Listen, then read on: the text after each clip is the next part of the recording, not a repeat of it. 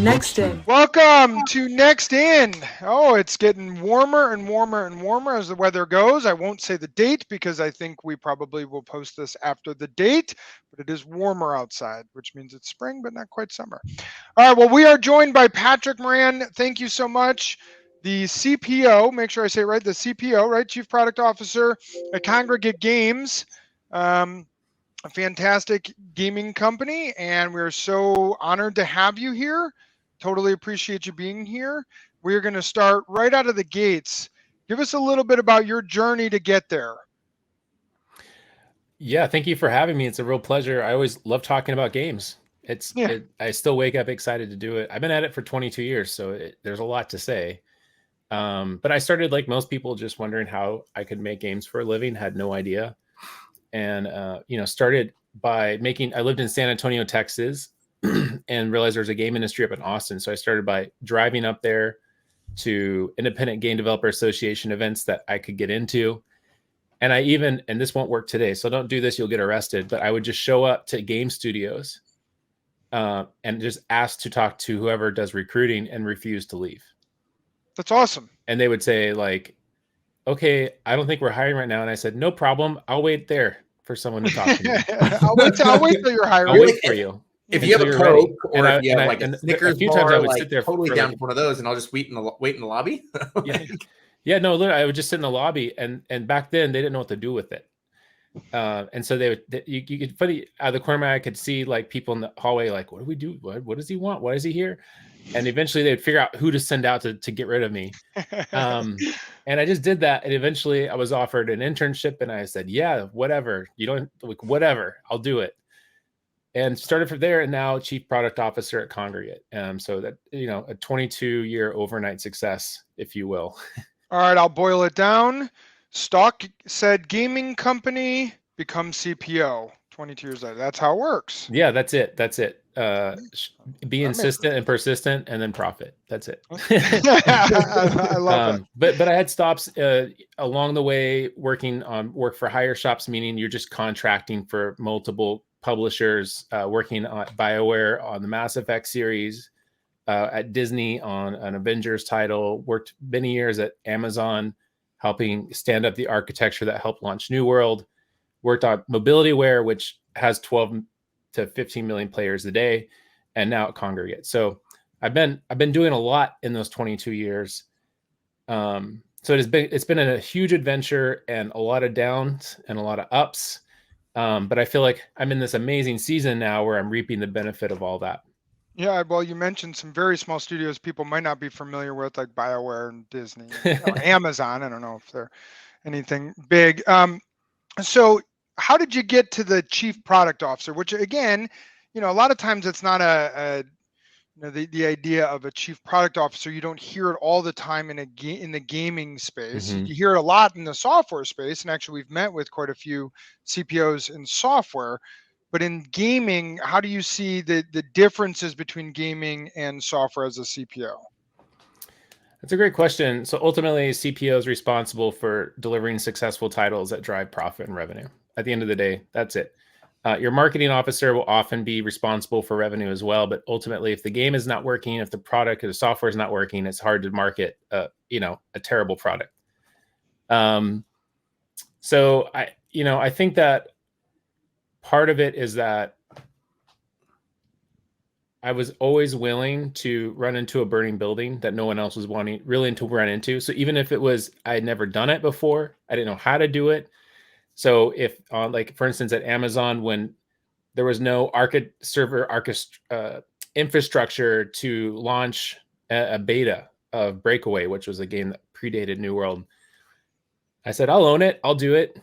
When they wanted to build a broadcasting studio to do live broadcast of people playing, I'd never worked with an architecture firm on a broadcast studio or broadcast infrastructure, but I just learned it. I just figured it out.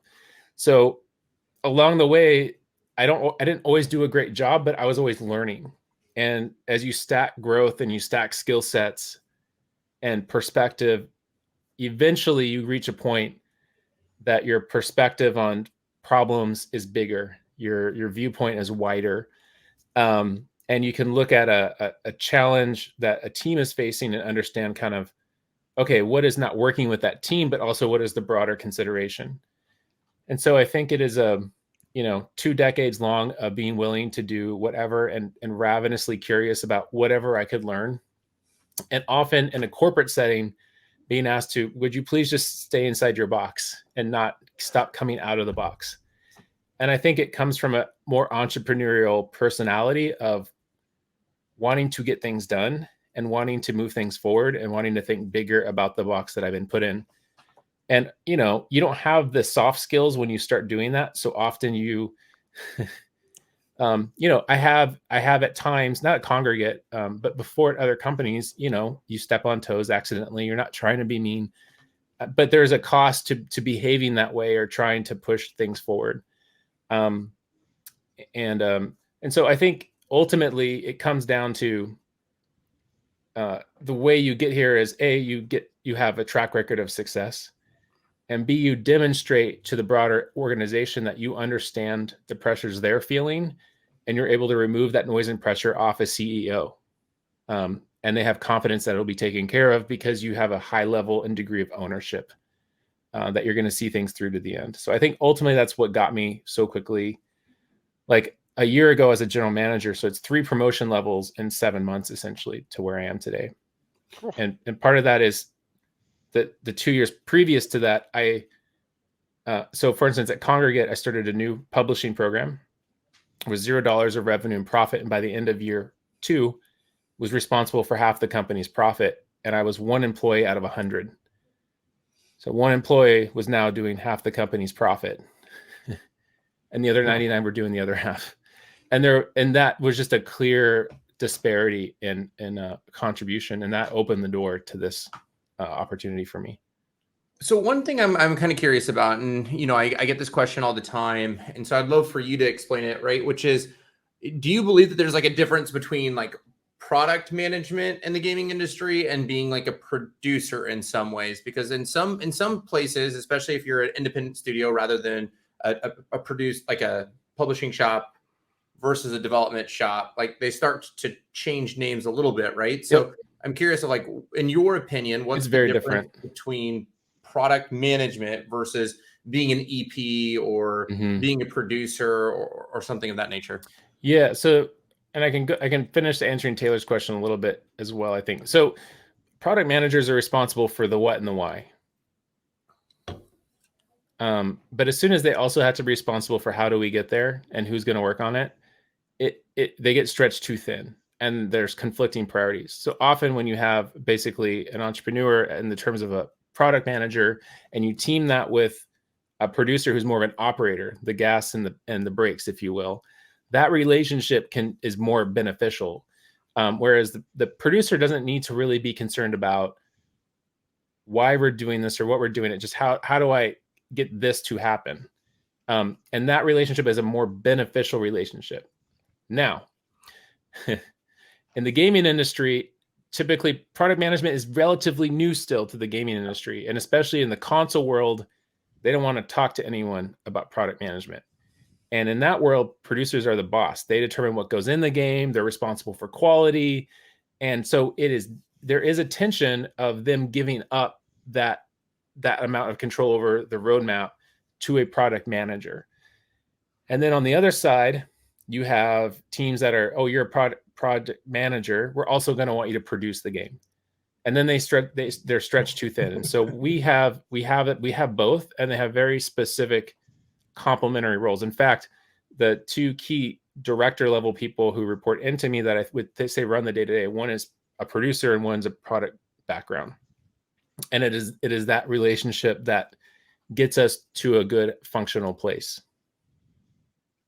And that's where a little bit of the, hey, you're a CPO, but you're at a gaming studio. It's not, there's not thousands of them, right? It's not as prevalent as CPO at a software company.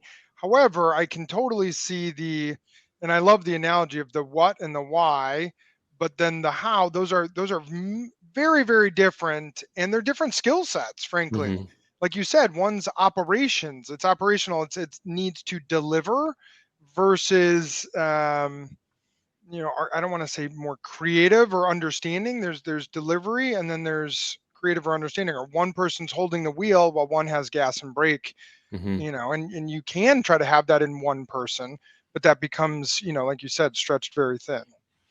I would say that at a big company like an EA or an Activision, there's too broad a portfolio. There are too many things for there to be to one CPO. And there's no way that they could swoop in and be effective looking at all the things happening at Activision. And so the CPO role kind of is rolled up into more of a GM or VP title within a studio, or within, like, Call of Duty has a VP and an SVP, and they're effectively CPOs or mini CEOs. The more traditional gaming path has the responsibilities. It's just represented differently, I think. Yeah, and that makes a ton of sense. So tell us a little bit about Kongregate Games. Again, we have roughly 1 million to 10 million people a week who watch this. So tell those people about Kongregate Games. Yeah, so Kongregate started 16 years ago as a Flash gaming portal, and they really built a lot of goodwill helping independent developers who didn't have distribution or an audience find an audience. And they gave very favorable terms to those developers, and built this legacy of this amazing platform where many people, that's where they became gamers, because it was accessible. They didn't have to download anything. It was immediate. You could just drop it and play. Flash has been deprecated as a technology. And so as a gaming platform, we've been trying to find our way as a gaming platform. About a few years ago, we really focused on first party development, meaning we develop and publish our own titles. And that's what I've been really focused on the last few years. However, there are definitely plans brewing to rethink our gaming platform in the context of today. HTML5 gaming has really taken off. We've seen amazing traction with online gaming, browser-based gaming. So I think we'll find our way back to that. We'll reinvent ourselves, and we'll announce more moving forward. I can't talk more about that. Like, you can't announce any blockchain things or NFT things. We have announced. We certainly have an initiative that's all blockchain focused. So we have a deal we announced with Immutable X, and we have done some blockchain endeavors. We are taking a different approach. We're not looking to make fast cash. We're thinking about building a long-term ecosystem that is beneficial to players, and that takes a little bit more time. So we're not making all the headlines in terms of the amount of money we're making on it. But we have been doing experiments and learning and partnering with blockchain holders to learn and equip our team to think long-term about blockchain. It's interesting, some of the things that could even happen in blockchain. Like, for example, I don't know if you guys are thinking about this or doing this or whatever, right? But you've got all these browser-based games, HTML-based games. And it's just like, the idea of having an underlying blockchain that allows for some of those games to be interchangeable and be able to have, like, the ability to equip the ability to pay with certain coins or exchange with certain coins or earn to play with certain coins across functionally, not necessarily in one title, but anything and everything, living within that ecosystem, I imagine would be something really cool in this browser-based world where there's an underlying, technology that would, incentivize people to go, Kongregate needs to be the place where I publish my games in the future, rather than just solely focused on your own games.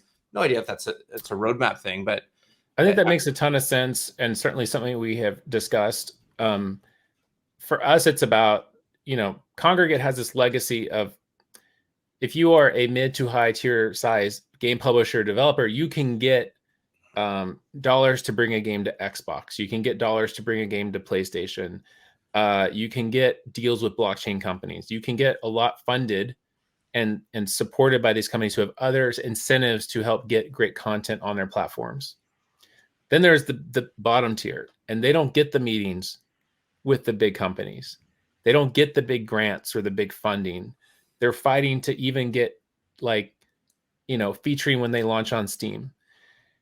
I think there's an opportunity here to create an ecosystem where, they can get a proportionate amount of funding and help, a grant to create their game, by us acting as a proxy with those companies, right? So let's say we get the funding, but it's not for us, it's for us to divvy out to help bring, so they're not having to Like a negotiate venture fund for 600 things that different will be deals. developed. Yeah. And for us, that empowers small developers to participate in Web3 gaming in a way that they couldn't otherwise, and to get part of the opportunity financially to make cool, interesting, new creative endeavors that right now they're kind of on the outside looking in, watching this happen and thinking like, there's no room at the table for me. And so I think that's a space that we are interested in playing in long-term for sure. And we have a lot of learnings. We have some really intelligent, smart people working on this problem. What do you think are some of the biggest mistakes people in the gaming industry are making with like blockchain and NFTs? I mean, if you're open to talking about it, I mean, yeah, that's fine. Well, first I would say that there are two groups. Like, so players are NFT blockchain curious. Developers, I think there's a lot of things happening that are, first of all, we're all in our rooms still to a degree and we're more polarized than ever. And the internet is algorithmically serving us whatever we think is true. And so if you hate NFTs, the internet will tell you that the NFTs are terrible. And if you love NFTs, the internet's going to tell you that NFTs are great. And so there's a and there's no venue for us to have a different perspective. And so you have these two polarized, very tribal camps talking past each other, right? And there are definitely shady characters who have come into blockchain that are doing things that are disreputable, and that we shouldn't promote or support. And I also think that you have a generation that has seen a recession, a pandemic, massive inflation, and they just feel like they're being priced and led out of the economy. You look at Gen Z, it's pretty dark, climate issues and all that stuff. And now people are making like millions of dollars overnight on NFT offerings, and they're just like, the system is stacked, it's broken, and they're taking that out on companies that decide to go to blockchain. So I think that there is this thing happening at this moment in time. But I think the thing that people get wrong, let's say developers, is that they get caught up in that hype, in that polarized conversation, and they like when mobile came out, people started thinking about, what could we do with this? When consoles came out, what could we do with this? When the internet and MMOs, what could we build? And that enthusiasm and that open-mindedness today culturally is not something that we're finding as much in the industry when there's disruption. Well, it's different with social media, right? I feel like social media just like amplifies everything. It amplifies excitement, but it also amplifies things in the opposite direction as well. Hatred too. Yeah, this is we're talking about divisiveness and people on both sides, and you can find good and bad, and the internet's a mess. I didn't know this was going to become a political. No, I'm just kidding.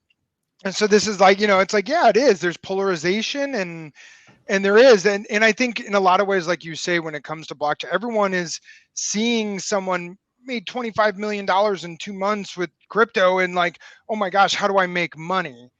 Versus how do I build something special, build something as you're describing it long-term that has value versus, hey, I can buy this picture online and then sell it for $80,000 in like 3 days and it's called this NFT, I'm in. Well, the bigger problem is when people invest and then there's an instant negative, like an instant dip, and then all of a sudden it's like, whoop! I knew I was crypto skeptical. Now I'm crypto closed. Goodbye, crypto. Like you wronged me, and it's interesting on how that's happening. And I'm curious because you guys are doing a combination of like you've got these HTML games, these browser-based games. I mean, let's be real. Like now that you guys have blockchain, even posted on your website or even semi-announced, like how does that affect your guys' ability to recruit? Because we've got a lot of clients that we support on the recruiting side. Because at the end of the day, we're a staffing agency, right? And we've got clients that are in the blockchain and NFT space doing really, really cool things, and we got people that aren't. And it's like as we're recruiting, we are noticing massive polarization where people are either super bought in and they're like, "Give me something special in this area," or they're like, "Please don't." Please don't tell me anything about your NFT games. Not interested. Thanks. Yeah, we're here. Yes, we are absolutely hearing both sides of that of like, do you have anything in blockchain?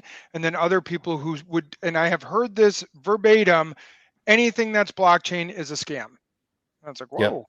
And it's both sides of that coin. And then other people that are just like, that's the future of gaming. That is the future of unlocking, the end user's ability to be able to invest in something that could have value that they can take with them if they choose to leave the game. And that community investment, the idea of having a community investment where as long as I keep giving dollars to it, it lives there. But the moment as the community feels wrong, they can just pull that money right back out. And that doesn't belong in that ecosystem anymore, right? And so that's been a really interesting conversation with people in the gaming industry that are like either very for it or very against it. Yeah, we have both happening. So we have clear division between the two right now at Kongregate. So we have Electric Visions, which is our blockchain studio, and that is one thing. And then we have our classic, let's call it free to play. It's weird to say free to play is classic. First party titles. And there's a clear division. So you can do one or the either when you come work at Kongregate as of right now. I will say this. I don't believe that anything is the future of gaming. I think because it's just growing the pie bigger. We see huge traction for blockchain games in emerging markets where traditionally people can't afford a console and a AAA game. But it has, here's my position. It has superior economics, meaning I can give everything. I can have IAP in the game, but give it all away for free and never charge anyone directly for it. Through earning, through engagement, through being part of the experience. And then when you sell it to rich people in rich countries, you get money, but there's a little small transaction fee. And if that economy can get, healthy and vibrant and active enough on its own, you can create that spark. You can make all the money you need to fund development off the exchange fees, meaning it's the first free AAA game development model we've ever seen. And you don't have to rely on ads if you want a freemium model anymore. Yeah, you don't have to have ads. You don't have to sell IAP directly. In fact, you're giving people things that if they play a lot of are worth real tangible money.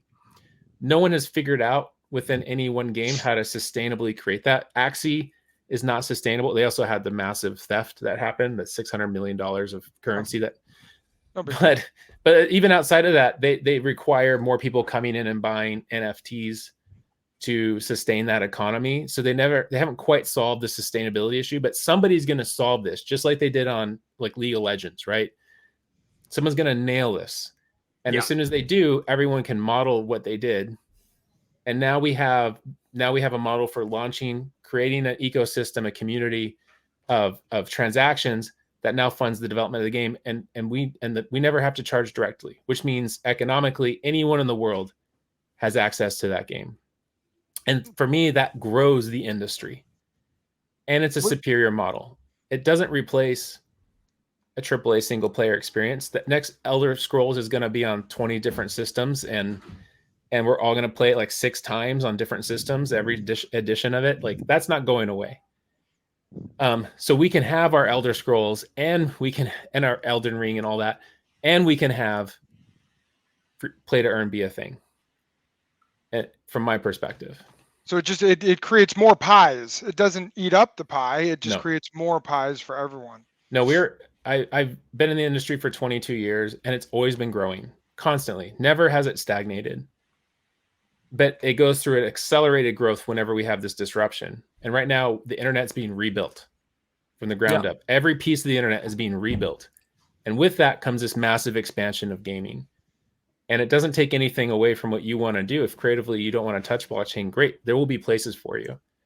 Everyone that I talk to about it, it's a ledger problem. It's a communication problem between blockchains and like the end users' personal choice of like what they want to buy, how they want to exchange. And it's like as soon as we can figure out the underlying infrastructure capabilities, like how do we build the AWS or the cloud agnostic framework for games to communicate, that's when it's going to be really exciting. I'm waiting for that to come out. Yeah, for sure. I think I don't think that the end result of Web3 blockchain exists today. I think we're still figuring it out. Yeah. The economics, the model, everything is still in flux, which makes it really hard to build for. because whatever you started building, by the time you're done, the world's changed and you've had to like pivot. So it's very thrashy to work in.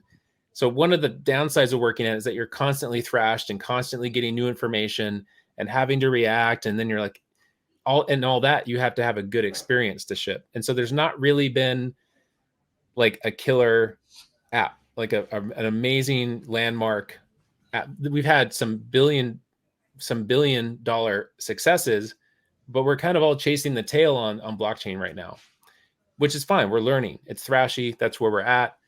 So yeah, I think I've been actually doing blockchain development now for 3 years. We've been doing a lot that kind of quietly learning. Yeah. And I'm a big believer in it, but I wouldn't call it the future. I think that's a bit hyperbolic. And I think the hyperbole we got to be careful on personally around this stuff, because it feels like it devalues the work of everyone who's not doing it. Yeah. It's yet again, I'm missing out on a gold rush, right? Yeah. But at the same time, I mean, I think somebody probably would have said the same thing as soon as free to play games started coming out, where you had like discs and you're selling, buy this disc and you play, and then all of a sudden free to play came out. And I'm sure the conversations we're having right now, it's like nobody's figured it out, but we're trying it. It was a very similar conversation. It was very similar. I remember that time. Yeah. Yeah, not going to Best Buy to have to buy your video game. It's like, no. And then someone else says, oh, that's the future. It's like, well, they're both going to be the future. Buy on Steam. Like, no, nobody's going to go to this one portal to buy all their games. Or even what you mentioned earlier, like a broadcast studio to play games. It's like, yeah, that's not going to work. No, definitely. Netflix is apparently going to say otherwise, right? Where Netflix is going to have their own, subscription-based gaming model, and Microsoft's doing it, and all of these ecosystems are starting to do it. So, obviously, we're still in the recruiting world, right? And I guess I don't want to kind of get away from that. And you've been able to have an awesome career, and you're chief product officer from knocking on a bunch of doors and just squatting and waiting till somebody hired you. I'm curious though, like, it's clear that even your team and product management is hiring over at Kongregate. Like, what are some of the things that you look for in a good product manager? Well, honestly, there's never been a better time to look for work in product management. The offers have never been better. The talent has never been in short supply as now. So, what we need somebody who can really think through. Sorry, I got my family here. We're all living. So, yeah. But I'm glad they can have their moment as well. Participation. So like, we need somebody who can look at a problem set and deconstruct it and put it back together. So we typically send out a test that is a set of data with a problem that we remove the name of the game, but it's a legit problem that we had to solve from product management. We let people write a query in SQL if they have that skill set to demonstrate it. They don't have to have it, but it's ideal because then you can go sleuth yourself to a solution or outcome. And so we look for the ability of like being able to articulate specifically, I had this example where I had this ambiguous challenge.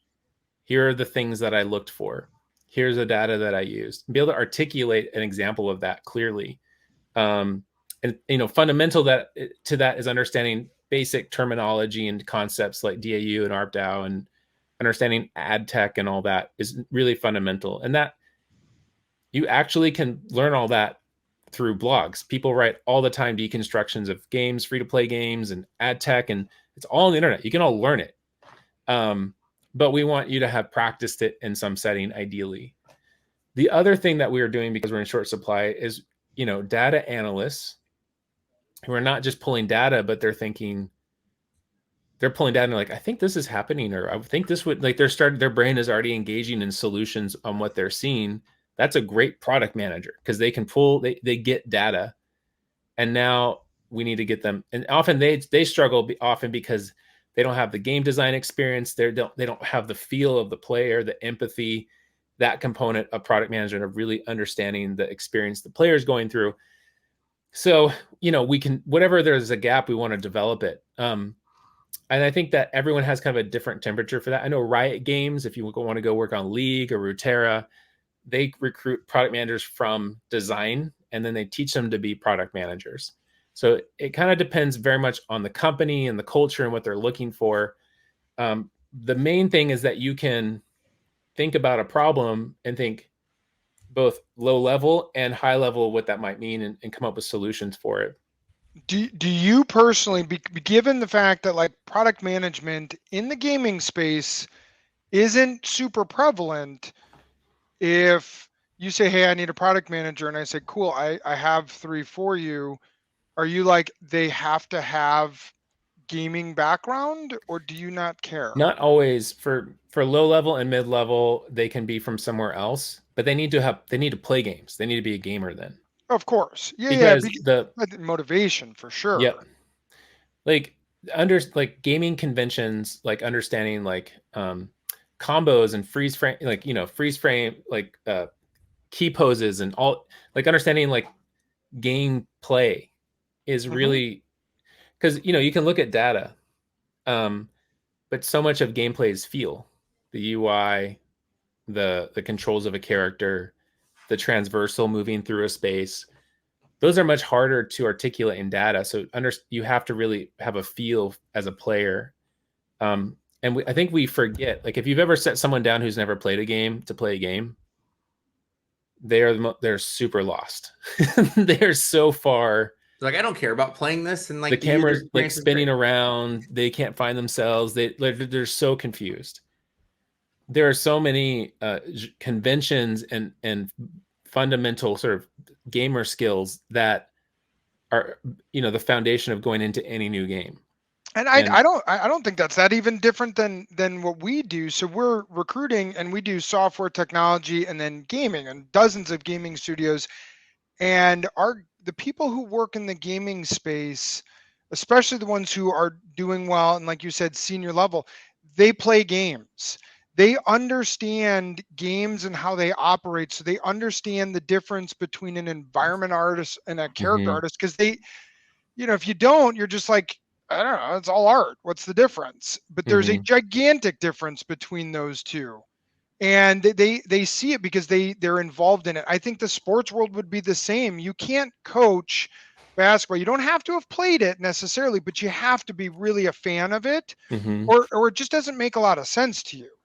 So yeah, it's like we just had a conversation with like graphics engineering, right? Where there's like graphics engineering from like a compute standpoint, where you're like, hey, I work at AMD, or I work at NVIDIA, or I work at Apple, or you name it. And it's just like those problems that they're trying to solve aren't the same type of problems that you're solving if you're in a game, right? Because you don't have a real life 3D character running through a field of art assets that you have to be able to you don't have to speak to the art team, the design team, the gameplay team, etc., to be able to understand what needs to happen and how to coach and mentor people. But if you're just making the hardware as good as possible, that's just totally different. You're speaking to a layer that somebody else doesn't understand, and you don't know how to communicate cross-functionally across departments. And I would imagine being a product manager and gaming is going to be very similar, where it's like, sure, you can pull data using SQL, you can do all these SQL searches, but if you can't read between the lines on like why that just is clearly a terrible player experience,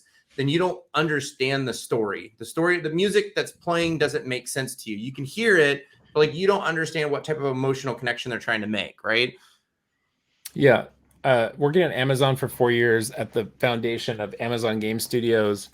Well, you can read, the executive who had that at Mike Frazzini just left, and you can read the arc of his time at Amazon. It's very well documented by press.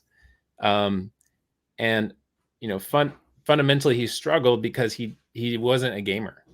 Like, he liked video games. He would play them with his son sometimes, but he didn't fundamentally understand game development. And so it didn't work out. Worked at it since 2000, so worked on it for 14 years and never kind of got traction, right? And when I was there, I would see executive after executive come from out, they've been very successful working in groceries. They've been very successful in Alexa. They've been very successful as a product manager or executive leader in AWS or something. And they come in, and it was like they had walked into a foreign country, and they would just struggle so much to make that switch. So there is this idea, executives at Amazon, once you're Amazonian and you have that product management thinking, we can put you from business to business, and it's the same thing. It is very different when you're dealing with fun Yep. and you're dealing with evocative creative emotion Yep. and conventions of gameplay and what it takes to make an asset or create a feature. It's just night and day. And so, and similarly, if I, the couple of times I've stepped outside the gaming industry, I've been like, whoa, this is very different culturally. Like, whereas gaming is kind of a punk rock band, software is a little more of a symphony. And it's very different. And so I do think the gaming, to answer your point, is critical in some way. But it's not always required, particularly right now when we're trying to get the fuel mixture right of great PM, no games experience, but we need some senior people with games experience. So we need mentorship, and we need to pair these people up and get them up to speed. It's tough. It's tough. Catch-22 of the PM world right now, with the fact that there's just not enough of them. Correct. Yeah, it is a frothy labor market.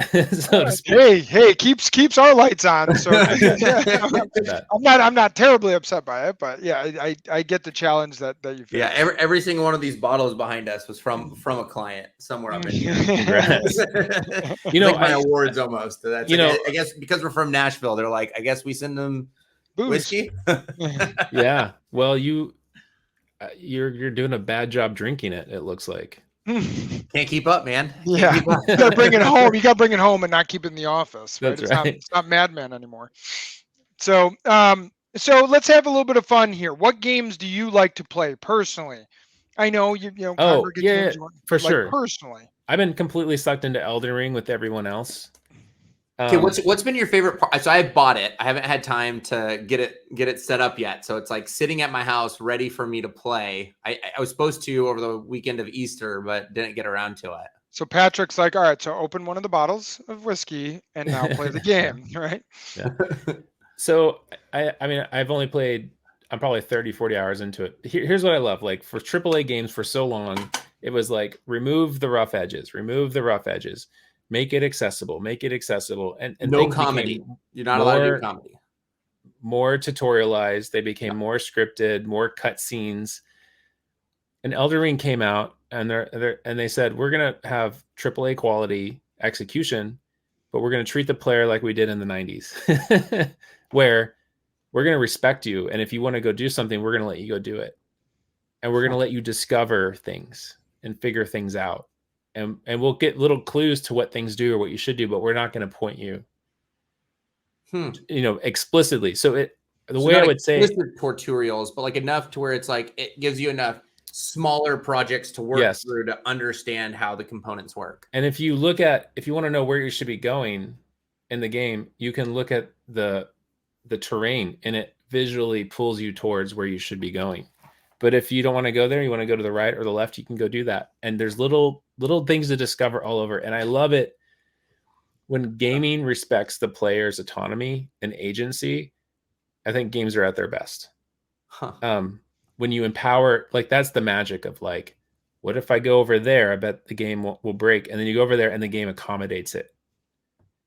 And it rewards you for doing that. Invisible wall that just says thanks but no thanks. Yeah, invisible walls they're the perfect sort of explicit example of the bothersome thing, where you like run up and you're running into nothing, and it's like, no, we don't want you to go there. Go, well then, like that level of immersion and the respect it gives the player, I love. That's one. I'm a big fan of kind of really niche strategy games like Rimworld. Rimworld is this. You have this. It's a top-down 2D game. Your colonists spawn, but they're procedurally generated. So they have names and they have ages, and they could be a pyromaniac. They could be pretty. They could not like men, and they remember history. So they like build relationships, and they get married, and they break up, and this person like, gets stressed out and starts punching people or insulting people, and they all remember it, and they don't like them for it. And the AI remembers each other. And meanwhile, you're building this base, and you're getting assaulted by these bandits, and you're trying to survive and eke out an existence. And again, it's like so procedural, and it's so respectful of players and telling their own stories. It's a really remarkable little game that is pretty outstanding. And then I play all sorts of stuff. Things like Game Pass have been amazing because I get, to learn a lot and play a lot that I wouldn't normally play. And then and I've been on the panel 3 years now for the Dice Awards. So I judge games. So it's kind of like the Midas touch. I get a big box of free games every year. Nice. That's And it's amazing. fair. But then I have 6 weeks to judge all these. So you're like, I have to play 25 games in 6 weeks. Look at you playing What have I video done? games for a living. Let me ask you that. Yeah, right. Like, you got inspired to get into the gaming industry enough to where you're like, I'm squatting until somebody hires me. Mhm. What was like the first game that you played where you're like, holy shit, this is awesome. I'm in love. SimCity. So there was like, I had an Atari and I saw Mario Brothers, but it was when and the original SimCity was built in 1989. You'd put down these little square blocks and these roads, and then the little cars would come to life, and your city was on the computer screen, and it was living, and you could build it however you wanted, and it blew my mind. And I remember learning about Will Wright, who's the designer. He went on to make The Sims, most famously. And I studied him and learned about him and read everything I could the way someone might a rock star. And I remember I had a meeting at Amazon where we were talking to him about his new startup, and I got invited to the meeting. And I really didn't want to be late. I was like, I'm going to be early. I want to make a good impression on Will Wright. He's the reason I make games. And I got on early, and he had done the same thing. He had gotten on early because he didn't want to be late to meet with Amazon. And I was on Zoom. It was just me and Will Wright. That was like a magical moment for you, huh? I didn't know what to say, and he said, "Hi, I'm Will." Oh, I know. You're like, I know everything about you. I probably know more than you I do tried about to. you. What do you say? I said, "Yeah, I'm Patrick. Nice to meet you." No, I'm sure what happened, let's get real, just like it happened today. You got on, he got on, your audio didn't work, his video didn't work, and you That's spent right. 5 minutes trying to get the Problem. technology to work. Yeah. Yeah. Unfortunately, one of my coworkers spilled the beans, and I don't know. I got a little gun shy, a little quiet after that. I didn't want to, Starstruck, a little starstruck, a nothing little wrong with starstruck. that. It was a moment for me. He's a very kind, affable, passionate individual who's continuing to make games even though he doesn't have to. So At least it wasn't one of those moments where like you met an idol and then he just totally just all over you. You know what I mean? Like it could have just been a train wreck. Yeah, I've had a couple shut of up, those moments Patrick. in I'm here to gaming. talk to Amazon. Yeah, Like that. I've had a couple of those moments, but by and large, I find gaming to be very. Well, my experience has been generally everyone kind of wants to help if they can. We all remember wanting to make games and dreaming about making games, so it's still a very accessible, very encouraging industry. We have issues, of course, like many creative industries, but having had some interactions with music and film, I really think gaming is way ahead of most companies at this time. I could see that. So where Most are you industries. located right now? So that's a funny question. I was in Southern California in the Orange County area, so close to LA and San Diego, but I went all in on remote. So Okay. I wanted to find the next Austin. And I know Nashville's awesome. It is. I know it's awesome, but I wanted to find kind of like even earlier stage. So I was looking for Okay. small cities Where? with Kansas City. I'm sorry. No, I went to Richmond, Virginia. Oh, Huh. Okay. Yes, I could see that. The spiders. terrible. Don't move here. You don't want to move here. Don't even look. All right, everyone, all 10 million people watching, you need to purchase real estate right now. Drive the prices up. So I'm Yeah. actually I'm kind of feeling the same way, right? So I live in Nashville. I love it. It's amazing. Mhm. It's awesome. Got my house. I told Shane earlier I'm going to get buried in the backyard because I'm never moving again. However, I do wish I had gotten here 10 years ago, and I think the people 10 years ago said I wish it was 10 years earlier, and Yeah. so on and so forth. But I have wondered that same idea of like, what is the next Nashville? Because I feel like I kind of missed the wave here. The wave's still happening, but I'm definitely not the first mover. I don't have first mover advantage. I'm like, 200,000th mover, but there will be a million. So what's the next one? So why did Richmond strike you as that's the next Austin, the next Nashville? Yeah. Amazing art scene, super diverse, amazing history. In terms of like buildings and architecture, there's not a lot of places you can find old world European architecture in the U.S. and you can in Richmond. Amazing universities with good talent pool coming out of them. Real estate is very affordable still, and you can live close to the city. It's easy to get around, and you have access to the whole eastern seaboard. So it's a day's drive to New York City, a day's drive down to Atlanta, Georgia, and the weather, you get all 4 seasons. There's a brutal 6 weeks from August to mid-September. It's swampy. It gets real humid, but otherwise it's beautiful. So I love being here. It's about just over 1 million people total metro area. So it's like a good size. It reminds me of Austin in the 90s. And I had been to Nashville one time, which I found I was completely enamored by it. It was an amazing city. But again, like I felt like I moved last year. I felt like I'd be coming a little late to the party. So I was trying to figure out what is the next city. I think that's great. Like that's, so, all right. So I just booked my flight to Richmond. Tell me one thing I have to do. That's a great question. Just walk around the museum district and the fan. Local businesses, amazing architecture. It's pretty, and you'll just find yourself in front of historical stuff, and it's just like it's stunning. And yeah, that would be the one thing I would say. It's really simple and it's free unless you buy stuff. So I'm from Chicago. We have deep dish pizza and we have the architectural river tour. Here in Nashville, you have Broadway, Music City, and you have hot chicken and you have barbecue, I guess. Yeah. What is there? And you could count, you could make bets over under how many bachelorette parties you're going to see in an hour. And bachelorette parties.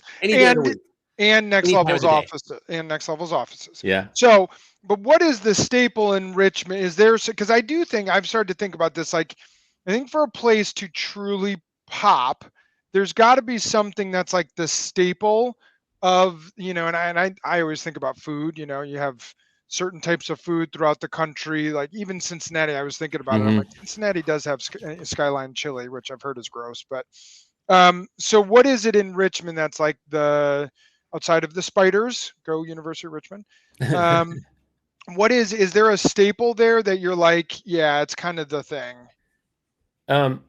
So, keep in mind that Richmond was the capital of the Confederacy during the Civil War, and and we're real close to Jamestown and Williamsburg, some of the original colonies. So there is this, I would say there's this, unfortunately, because of slavery and segregation, there is a rich history of African-American food, what we call soul food in the South, right? And that's where I would start. We have these little kitchens run by grandmas and family who have these generations old recipes of soul food that comes from that lineage that I think is just astronomically good. All right. So I need to go there. I need to check out the museum and I got to get some soul food. Yep. The Virginia Museum of Modern Fine Arts is amazing. And the river itself is like, we have class 4 rapids running right through the city. So you can go whitewater rafting. We have what's called Carey Street, which is the shop it's all local shops. It's not super franchised or high end yet. It's very accessible. I buy all my records there. I buy a lot of stuff there. It's great. We have Scott's Edition, which is basically a lot of the chefs that went to New York City to go become chefs have come back home. Oh, I like and they're that. opening James Beard Award nominated and potentially Michelin star contending restaurants now all over this area. And the food is incredible. And because we're close to the sea, we're close to Chesapeake Bay, we get stuff in every day. So the seafood is outstanding. It's just phenomenal. All right. Well, Virginia is known for peanuts and tobacco, so I don't think that's a fair shake for Richmond, but no. The Board of Tourism of Richmond thanks you. That's wonderful. Yes. All right. So last 2 things. This is the hardest hitting question, and then we'll get to Kongregate again. Okay. What's your favorite movie? Oh, that's interesting. So I grew up in a kind of a puritanical, very conservative household. My father was a pastor. So we watched a lot of movies from the 50s and 60s. And I love Hitchcock. So North by Northwest Okay. or Vertigo. Birds. Are, The birds. yeah, that's great too. For whatever reason, Vertigo and North by Northwest hit hard for me. Like they blew my mind, and I still love them today. I hear Hitchcock was not such a nice person, kind of a toxic figure. Yeah, so you didn't want to have a virtual meeting with him where he shows up and like, oh my No, gosh, I would not Albert. want that. But he did so much for cinematography and did so much with so little, and was always thinking about how else to like push the envelope on film. And I really like this idea of, getting to the core, the root, and maximizing what you like, whether it's like songwriting or game development, like making something great by subtraction and making it really palatable and unique and different is something that really struck me about Hitchcock's work. Excellent. All right, so you guys are hiring at Kongregate Games. Give the sales pitch to the people listening who are like, oh my gosh, I want to get involved. I'm excited. I think everything's awesome. The free to play or the blockchain side or whatever. Sell Kongregate Games to the crew or what you're looking for. Well, I appreciate that. So we are working with some of the biggest brand holders in the world right now. It's not announced, but I have a long history with having worked at Disney. I'll just say that. So we have some incredible IP partners, not just like multiple partners that we're partnering with upcoming titles. And I would say that we are in this interesting, we're owned by a Swedish media company called MTG, and they just sold their esports business for $1 billion in cash. So they have a lot of resources available at their disposal to do interesting things. And I feel like right now at Kongregate, we're in this interesting moment of relaunching a whole platform to help indies succeed in Web3. So if that's something that you're excited about helping with, we're doing that. And not many people are thinking about that space. The other is, if you want to work with some of the biggest IPs in the world, we're doing that, like beloved, amazing IP with great partners. We also tend to be a culture that's very, we're fully remote. So there's no offices anymore. We have like a mailbox, but we're all in on remote. So for me, salary arbitrage, right? Like being able to make a West Coast salary on the East Coast has been life-changing, and being able to be home has been life-changing. And so while many companies are trying to get back to the office, we've been remote since before the pandemic, and we went full remote during the pandemic. So there's a lot of reasons to come work for us. But I would say that like I've done a lot of work the last few months to make sure everyone has the best opportunity to do the best work of their careers, the IP they're working on, the resourcing their team gets, the time they need.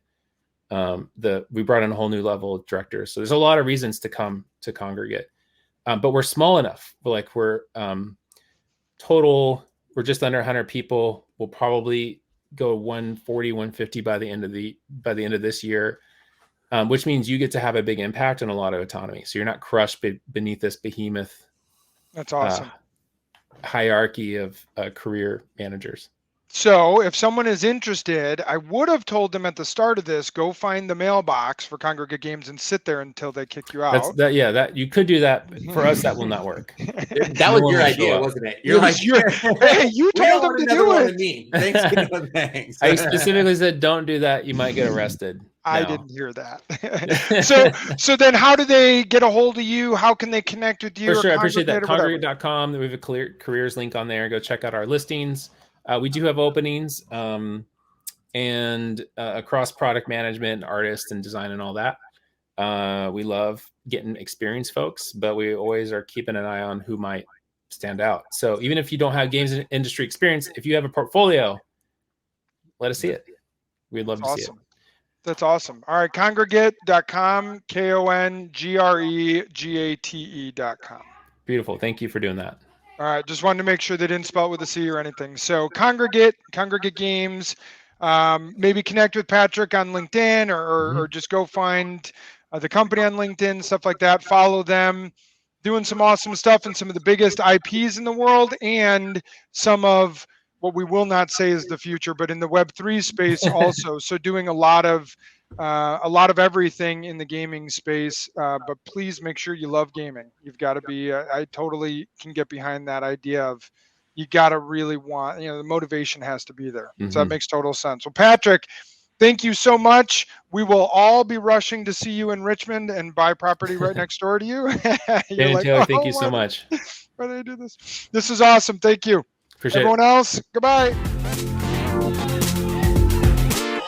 Next day.